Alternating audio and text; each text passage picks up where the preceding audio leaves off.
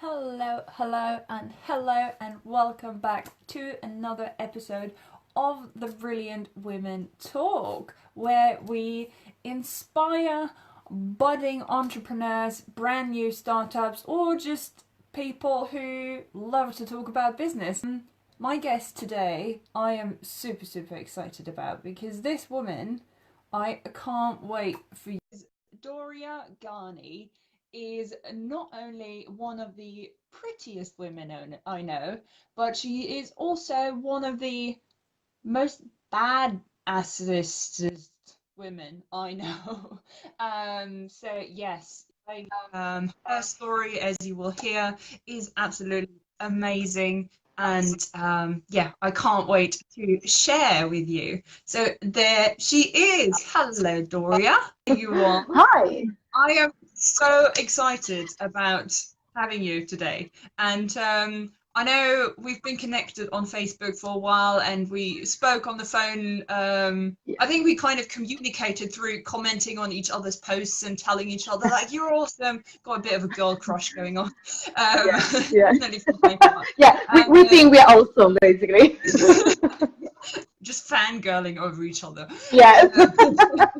Yeah, and then we spoke on the phone for I think an hour or something. It was supposed to be Yeah. a really short call, and Yeah. and then I knew this woman is amazing, and definitely more Thank people you. need to hear about you. And yeah, I'm really happy that it's happened and that it's that you're here. Yeah, Yes. a little Thanks bit. for having me.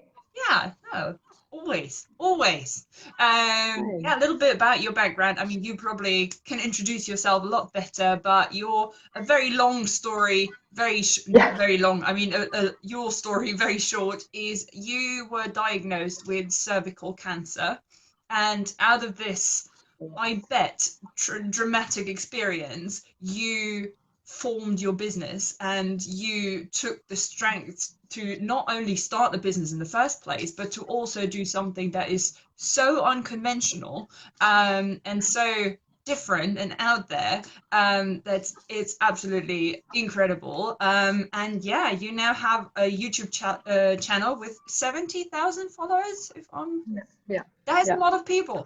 There's a lot of people out there. Yes, I know. That is a Lots lot of of pressure. people. Yeah, and you were featured in I the know. BBC documentary, and I just watched your the short film that you were featured in, The Bear with Me, which is a beautiful movie. And Thank you. yes, so thank you so much for jumping online with me today. My pleasure. My Yeah. pleasure. So if we can talk about that diagnosis just for a minute, Yeah, if that's all right.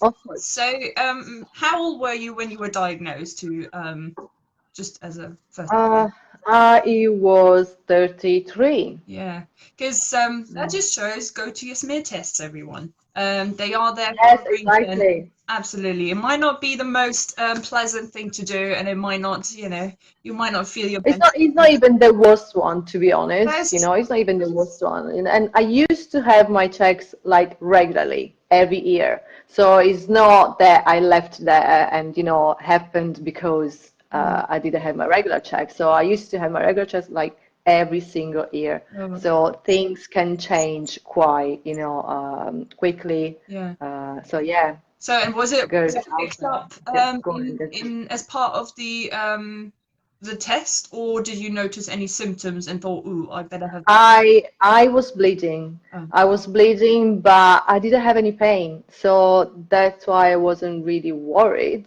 And then yeah, at some point I was like, okay, maybe I shouldn't bleeding, yeah. and I went to see my GP and I get my test done, which came with abnormal cells, and we repeated it one more time, and that was basically positive, and yeah, like stage 3. Yeah. So when you have stage 4, you basically, there's not much to do. Yeah. And yeah, so I got all my examinations, like not very pleasant, Mm. very yeah, but very bad, very bad. So that's why prevention, is the best thing in these cases. um So yeah, after all my examinations, I had my operation, and from there you just start hoping that everything is gonna go well. And because it was quite advanced cancer, I had to do chemotherapy at the same time and radiotherapy at the same time, which is very, very strong, treatment combined and all together at the same time. Yeah, my body was just, you know, No, I I love was this. kind of surviving, to be honest, and I had to pause my life for one entire year, just waiting and see what happened. I had my mom coming from Italy because I'm Italian. So my mom came from Italy for about 3 months, and she stayed with me. She was cooking for me. She was, helping me with the daily, Mm, tasks because I wasn't able to move. mm, I spent 3 months in a bed. yeah. But the most crazy thing is like, when I've been told that I had cancer, that, I was going to spend lots of time in bed, I thought, okay, well, it is what it is. This is what I'm gonna do, and what can I do in 3 months, in a bed? And I thought, oh, I'm gonna do this. I'm gonna read that book. Mm, I'm gonna. Mm-mm-mm. It didn't happen. I've done absolutely nothing mm, because I had no energy, absolutely no energy whatsoever, like nothing, not even reading a book, mm, to be honest. mm, I was just hanging out, with my mom and talking about, nothing and everything. mm, But yeah, and she was taking me, to the hospital every day for the radiotherapy. I had chemotherapy once a week for 6 weeks. mm, For 6 weeks, and she was literally holding me mm. because I wasn't able to walk, even to walk, myself. And yeah, and I just waited and waited and waited, and then at some point one day, you keep having, your operations and treatments and everything, and one day, fortunately, the doctor said that I was cancer free, but it took a long time. Mm. And the way I felt sometimes, not all the time, but the way I felt sometimes is that I was like wasting my life. Like, I'm doing nothing. I'm not working. I'm not going out. It's like I'm hanging here. Like, what am I doing? Mm. And it was very, very frustrating. But at the same time, I was saving my life because, going to the hospital and waiting for the results and having your treatments done, you're saving your life.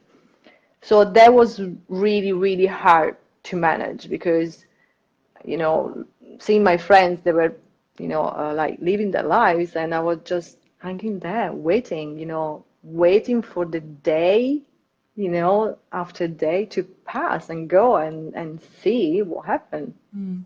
So that was what was really hard, Yeah, and I to be imagine it's a honest. bit of a downward spiral as well, because when you feel you don't have the energy to do anything, you will never feel accomplished, and you never feel like, oh, I had a really productive day today, and in return you feel like you're not good, and then you lack more energy, and it just, yeah, it must be a really, really difficult Regret. phase Yes, to go yes, through.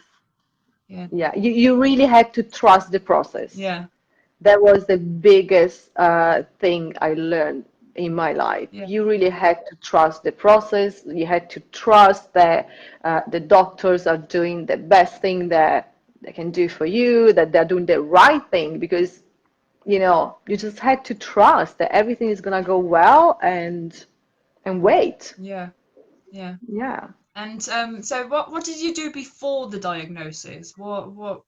I was working in a human resources department for Okay. Transport for London. Yeah, okay. So So proper 9 to 5, normal office nine hours. to five, Monday to Friday. Yes, office job. Mm. Yeah, And all of correct. a sudden everything changed because I imagine this is a call. I imagine it was a phone call. Actually, no, because when I had cancer, I wasn't working for Transport for London. I was working in retail. Okay.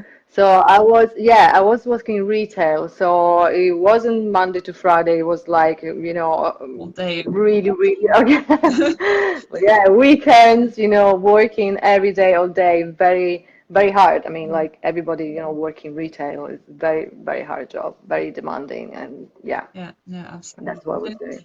out of this downward spiral and not knowing what's going to happen and just pretty much just waiting, how did you get to, so had you tried yoga before, or how did you No. get into yoga in the first place? No, no, no. I never tried yoga before cancer. Basically, I discovered yoga because I had cancer, I would say, because after all my treatments and everything, I was looking for, a gentle rehabilitation to go back to normal. And I thought, well, maybe, I can try this yoga thing, which I never tried before. And at that time, I went to the Macmillan Centers because they offer support for people affected by cancer and family and friends. So I thought, okay, let me go there and see what is this yoga. And I tried the first time, and well, obviously it was very gentle because, like me, there were other people, affected by cancer. Mm. So it was a very, very gentle kind of yoga, but I couldn't understand what was that, And and I thought, okay, I don't get it, but I want to try again because I want to understand this. And I went the following week and I did it again and I still didn't get it. And I was like, okay, let me go again. So I went again and I thought, still don't get it, but I feel great. And from there, I was like going every week, every Tuesday, because I was working retail and I was in charge of the rota, of the staff rota. So I was putting myself off every Tuesday because I had to do yoga on Tuesdays. And from there, I started to feel a little bit better, and I practice in gyms, like say yoga bar in a gym, and from there, from there to yoga center. And then there's a point where you just want to know more about yoga. It's not just, movements, it's not just exercise. Actually, it's not an exercise at all. It's a really spiritual practice. And you want to know more. And I thought, okay, maybe I should get my teacher training and see what happened. But I never, never thought of becoming a yoga teacher, like never. I did it just for myself to know more about yoga, but not because I was like, okay, I'm gonna have a yoga teacher career. Never, Yeah. no. So at what point did you then realize that you want to be a yoga teacher? So how did that go from, no, I really just want to find out what it is about, to maybe I can teach that to other people? Maybe I can teach. Because people was asking me, oh, I really want to have a class with you. Oh, I wanted to teach you. I was like, really? For me? Like, Yeah. really? Yeah, when you think, oh, I'm not good enough, like, you're Oh, so good saying yeah. that, like for me, really? And we're like, yeah, of course, of course. And I just started with friends and then friends of friends, friends of friends and friends and friends of friends. And then one day, one of my yoga teacher friends, she asked me to cover one of her classes. And I said, no, I'm not gonna do this. I'm not ready. And she was like, of course you are. You are ready. I said, no way I'm gonna do this. No, no, no. I'm saying no.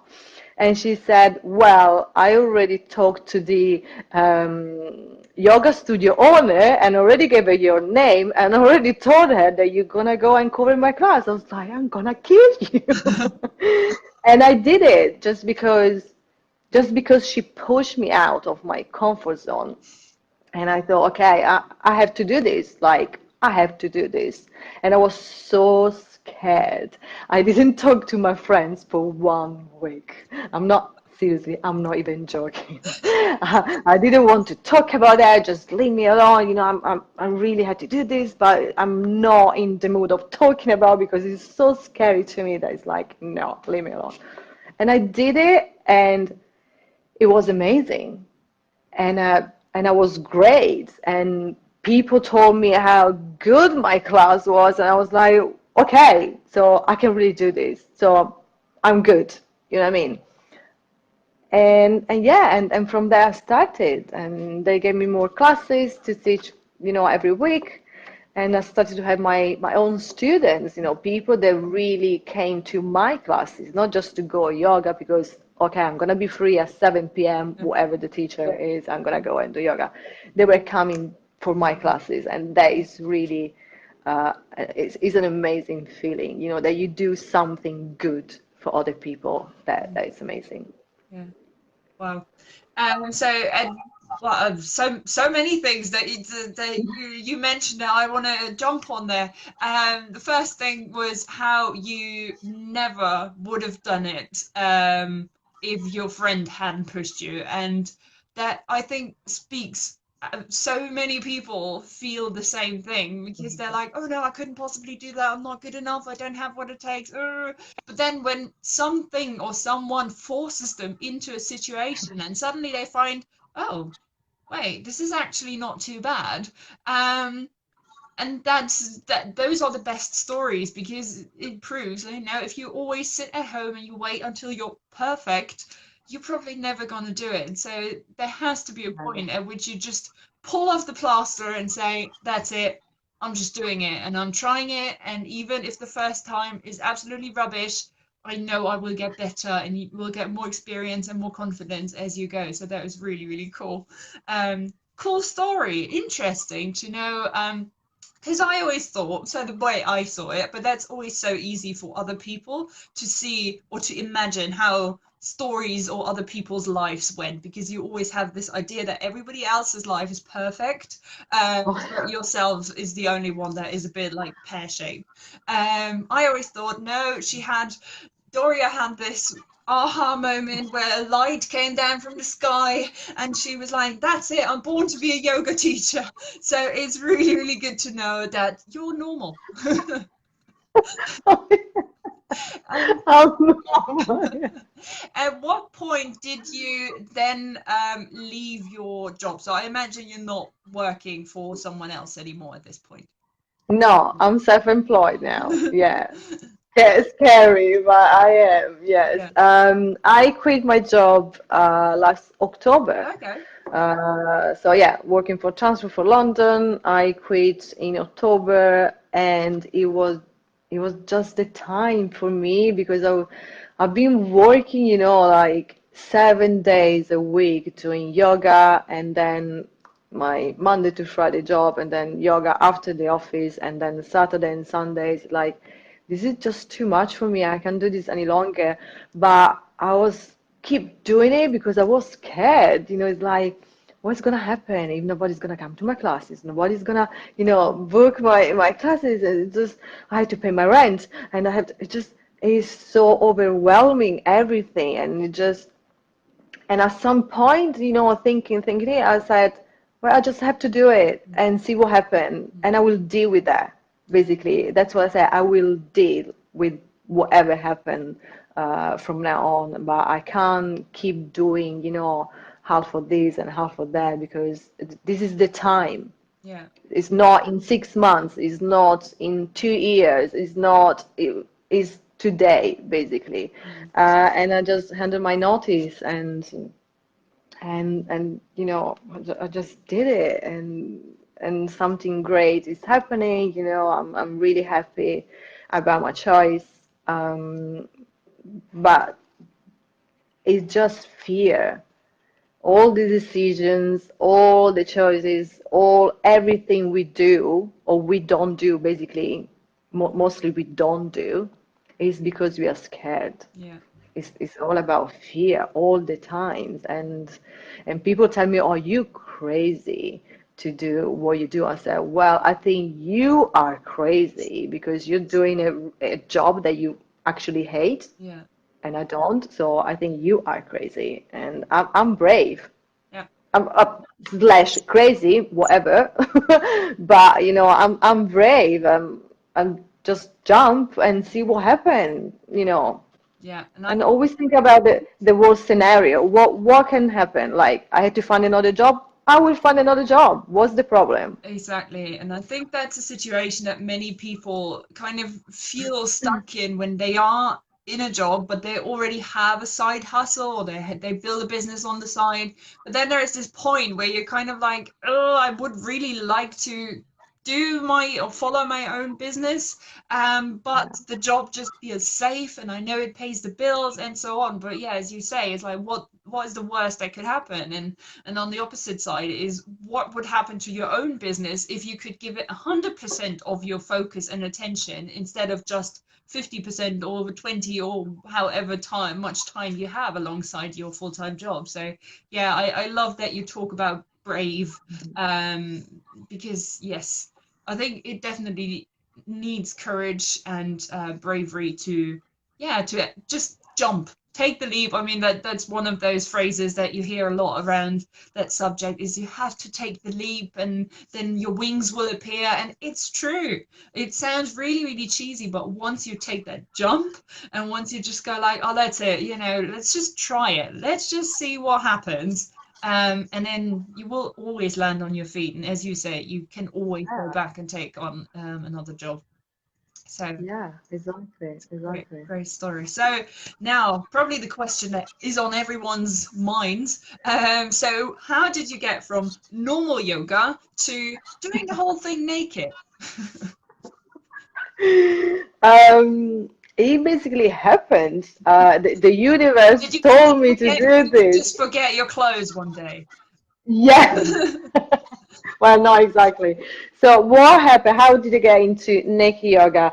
So I started to teach regular yoga. Then I went to Burning Man Festival, Mm. and have you been? I don't know if No, you've been, but it's if on you my bucket didn't, list. oh my God, you really have to go. Cool. Yes, you have to go. So I went to this Burning Man Festival, and it's about music and art. So there are all these art installations everywhere. It's a huge place. So I had my bike and I was cycling around at 6 o'clock in the morning, and I found this huge installation of a woman, but I'm telling you, like maybe 20, 25 meters installation, like something huge, standing in a mountain pose, which is like, one of the yoga poses. And I stopped and I started to take some pictures of this installation. And then a lady came and she took her clothes off. And the photographer started to take pictures of her. And she was completely naked in the same pose as the statue. I was like, wow, she's amazing, like with the sunrise, the light, amazing, a beautiful place in the desert, in the middle of nowhere. It was very powerful. And I thought, I would love to do something like that. Mm. And I was like, no, no, no, no, I can't do this.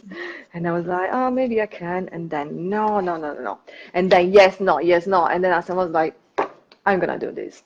So I look around. I was looking for a like professional photographer, not someone with a phone, taking pictures, because I wanted to have pictures for, as nice memories for me. And I asked this guy with a huge camera, I was, sorry, would you like to take some pictures of me naked? And he was like, yeah, of course. I was like, no, it's not just naked. I would like to do naked yoga. And he was like, of course, that's cool. Okay, let's do this. So I went there, took my clothes off, and I started to practice naked yoga. And I was really into the practice, and I was like, practice with my eyes closed. And after 5 minutes, I opened my eyes, and I had so many people around me looking at me and saying, "You go, girl!" I was like, "Oh my God!" Oh my God. That was amazing. And the way I felt in that moment, I didn't feel ashamed. I didn't feel, any negative thoughts were in my mind. It was actually, I felt liberated. I felt completely free. It was a freedom in purest form. And I thought everybody should do this. Everybody should experience freedom in a purest form. Um, and came back from Burning Man, I had this thing in the back of my mind. I was like, I should do this. I was like, no, I go, people, oh my God, what are gonna think about me? I'm a prostitute. Oh my God, maybe I'm gonna have orgy with my clients, or blah, blah, Um, blah, blah, blah. And I said, no, no, no, I can do this. I can do this. And then what happened, basically, I came back in September, in December, I basically spent New Year's Eve with my laptop because I don't like celebration, so it doesn't really make any difference to me if it's the 25th of December, 31st, or the 10th of December. Okay, it's the same day Yeah. to me. Yeah. So I was in my laptop and I registered on a yoga teacher website where you create your profile and you tick the boxes when they ask you what kind of yoga do you teach. So power yoga, tick. Vinyasa, tick. Ashtanga, tick. Yin yoga, tick. Nude yoga. I was like, tick. I can do this. Yeah. And the day after, when I opened my laptop, I had so many emails and requested like, where do you teach? You know, like how much do you charge? I was like, I don't know. It's like, this is something I've done like not even thinking about. It was, I don't know. And I spent like a few days making my researches around and you know and I created my business and I've done my website and everything else. Like, you know, I started to teach little by little, and for 1 year, I just did private classes. I was renting a studio in Covent Garden, actually. And then I thought, oh, maybe I should teach group classes.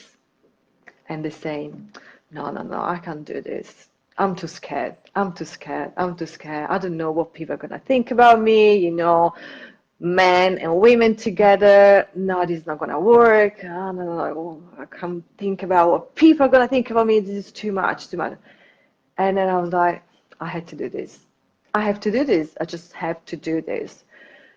I found a studio in Clapham North, and I started to teach my classes, and you know, every week I had more and more and more and more students, and from there I was featured on the Sun newspaper, um, and from there it was like, okay, this is what I'm doing actually. I'm teaching naked yoga, like officially, you Yeah. know, this is my job, and it's not about just being naked. It's not about just feeling free.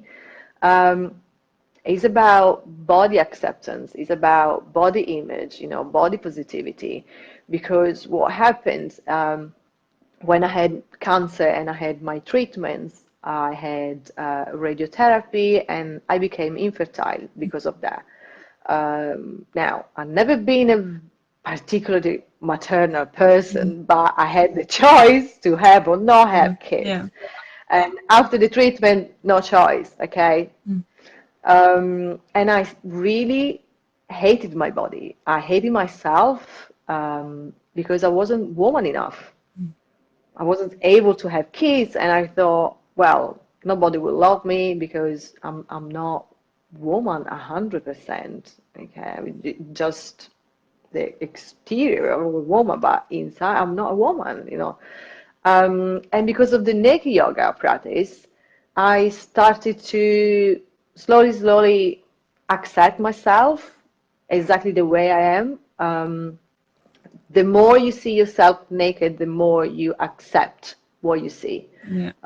Especially if you have, you know, self-image, you know, issues. Yeah. You just have to be naked and look yourself in the mirror. And the first time will be scary. Maybe for some people will be even disgusting. Some people never look themselves in the mirror, which is, it sounds incredible, but it's actually reality.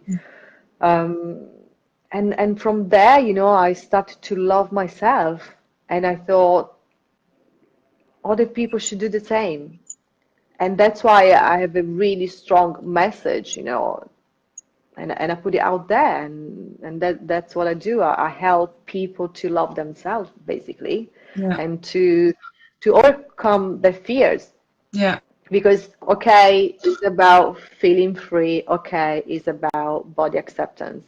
But if you feel free and you love yourself, but you're still scared about anything in your life, you had to do that because it's very empowering kind of practice. Yeah. If you do that, you feel ready to do everything. Yeah.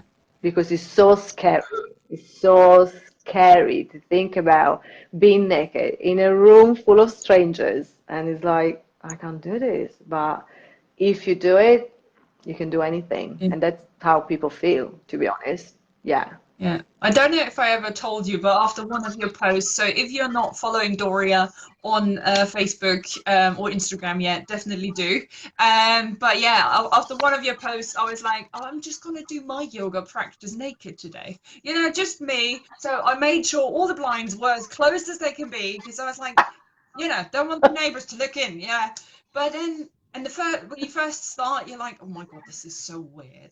But then once you keep going, you're like, this is actually quite nice, and you can't feel, you know, your bra is not somewhere in the way, and you don't feel like, oh, your trousers are not stretching the right way.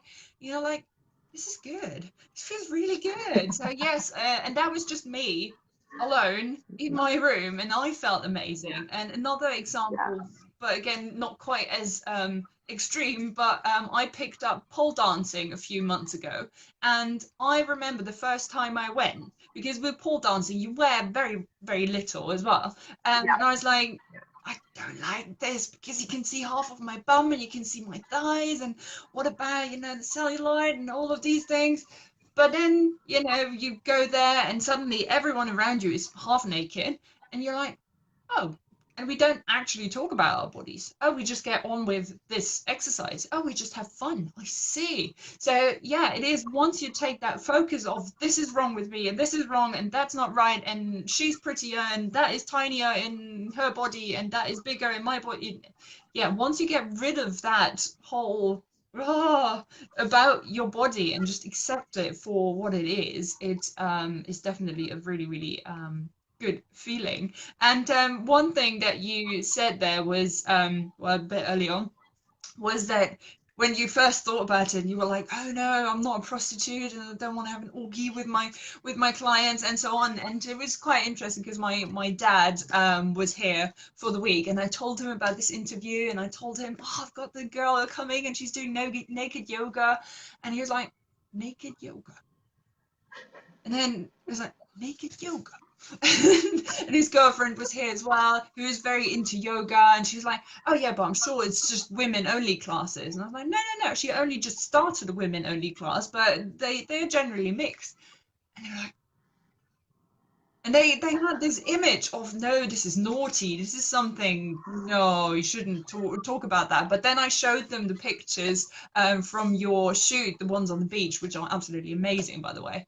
And they were Thank like, you. oh, so this is actually quite, you know, quite proper and quite nice, and it's pretty, and it's got nothing to do with being sexy, because I think that is the first thing that people think. I think one of the comments in when I announced this interview was like, oh yeah, I wouldn't want to imagine a whole room full of people doing downward dog, you know, because I think the initial human response to nudity is like, how do you deal with that? How do you tell people that it's okay to be naked?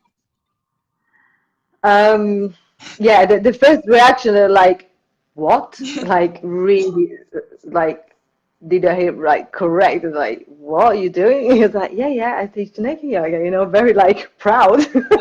And then like, okay. And then when I tell my story, obviously I shape the energy, in a different way, and they really understand and they listen um, but you will always find someone that doesn't agree with what you do, doesn't agree with the way you are, with the way you expose yourself, naked or not naked. You just have to be confident that what you do is the right thing for you to do. And it doesn't really matter what other people think. I'm not saying it's easy. I'm not saying that, but I'm learning a lot from this experience in my life. I'm learning to not to take things personally. Um, and then when you explain why, they they understand that. Mm. They understand. But the biggest problem in society is the world is gonna associate a naked body with a sexual body, and it's not the case. It's not at all. Um, and I kind of get uh, annoyed, when I post my pictures on Instagram and everything, and I talk about, body positivity, about vulnerability, about like big subjects, and people just sexy. Oh, I'm like, did you even read it, or you just see my ass? And you just think I'm here because I'm exhibitionism or like whatever, it's like, no, you need to take time and go deeper. But people are not trained to, to go deeper. Like a naked woman just want to have sex. That's what mostly, people think. Fortunately, not all of them, because, it's not like that all the time. But sometimes it's very annoying. It's very annoying, but I'm doing this job because I want to teach people that that's not always the case. These double standards, especially when it comes to social medias, is very frustrating because talking about Instagram or Facebook, I got my account disabled, I think, 4 times. The first time for 24 hours, the second time for 3 days, the third time for a week, the fourth time for a month. And you're like, why? So if you look at my pictures, it's nothing about being sexy or, sexual. No, Yeah. I cover everything that needs to be covered on social medias. Yes, exactly. But people, are not, they don't get it. They don't get it. And they block your profile. That's it. You lose everything. It doesn't matter about your message. It doesn't matter what you're doing, your reason. It doesn't matter. You're naked. This is wrong. Yeah. Banned. You know what I mean? And even on Instagram, when they have the blue tick, is because the account is being verified. So they verified with your documents that you are a real, owner of that profile. And I tried to do that, and it's never been approved. But if you check on Instagram and you check Pornhub, that is verified. So it's good and it's okay to sexualize a naked body, but it's not good to empower people and empower women to accept their bodies. This is so wrong. And it's so frustrating because I'm dealing with that every single day of my life. But I have no control. I have no control. And like me, other people who are doing the same things, empowering, like a naturist website or everything related with a naked body. This is the way it is, and it's really bad. And it's really bad. It's okay to sexualize a naked woman, but it's not okay empower people to accept themselves. That's not good. That just but we have no control. That's the way it is. And I love how passionate you get about the subject. So you definitely found your mission almost, and your your message that you want to share with the world. So that is really, really cool. And yeah, I think body empowerment is so important, especially in a time where, especially on Instagram, everyone is really pretty, everyone's life is perfect, and everyone has a flat belly and big boobs and God knows.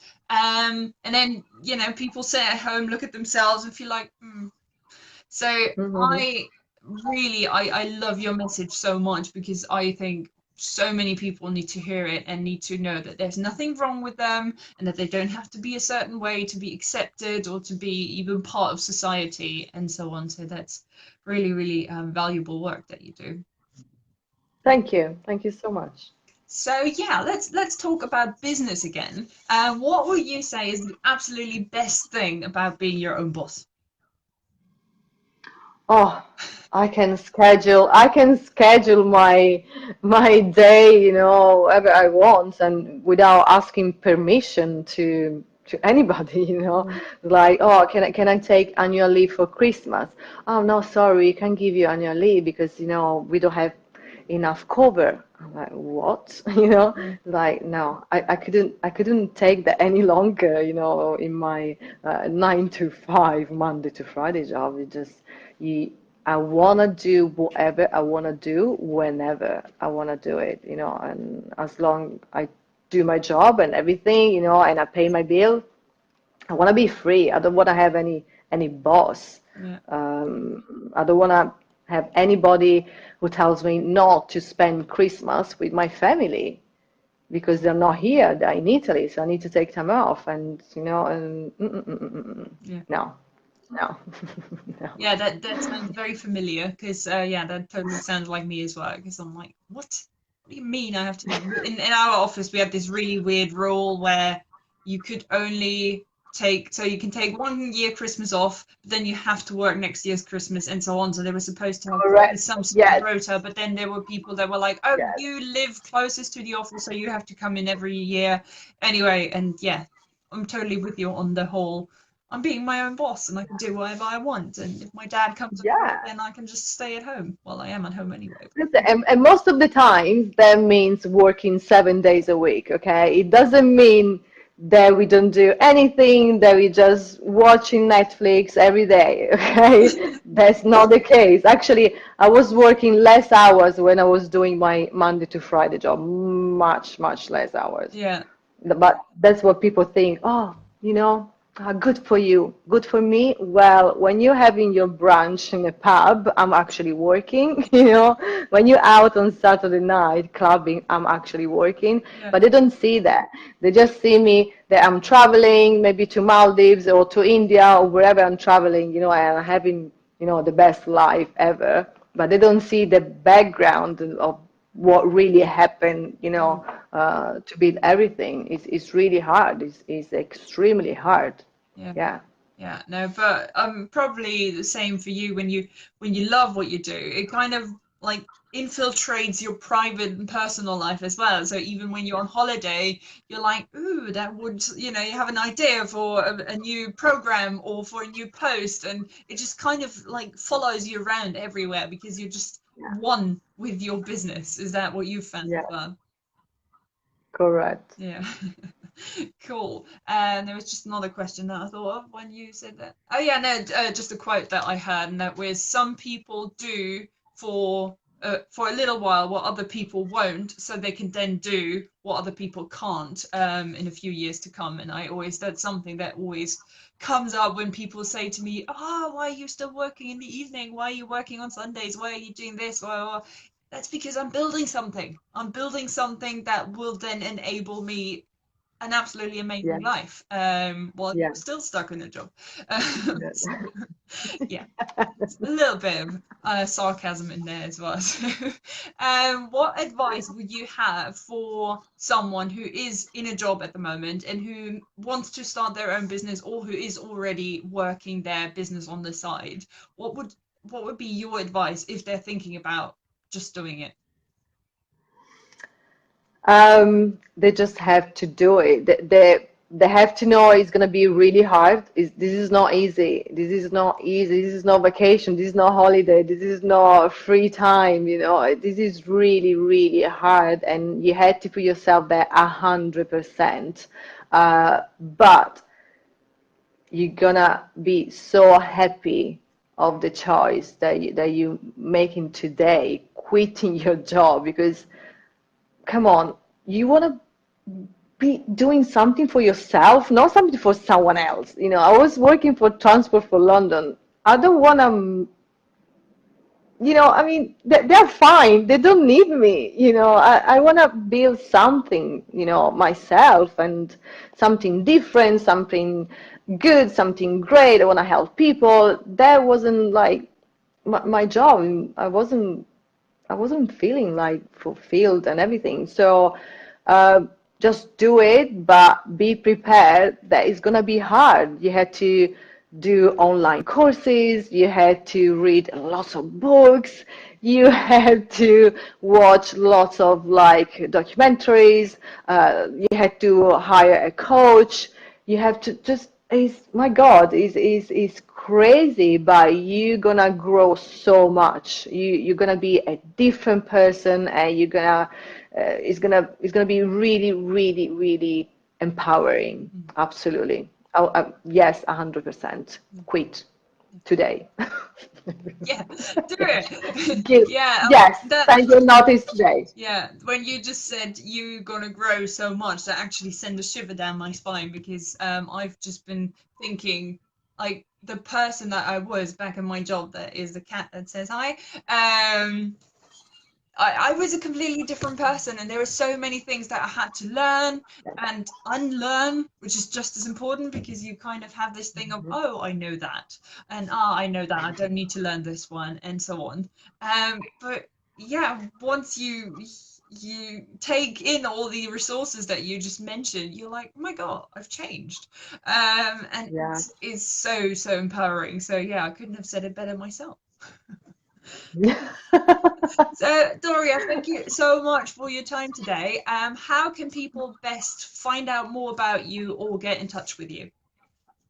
Email namaste@doriayoga.com, which is my website, www.doriayoga.com, Instagram, Doria Yoga, Facebook, Doria Yoga everywhere, Twitter, Pinterest, everywhere, Doria Yoga.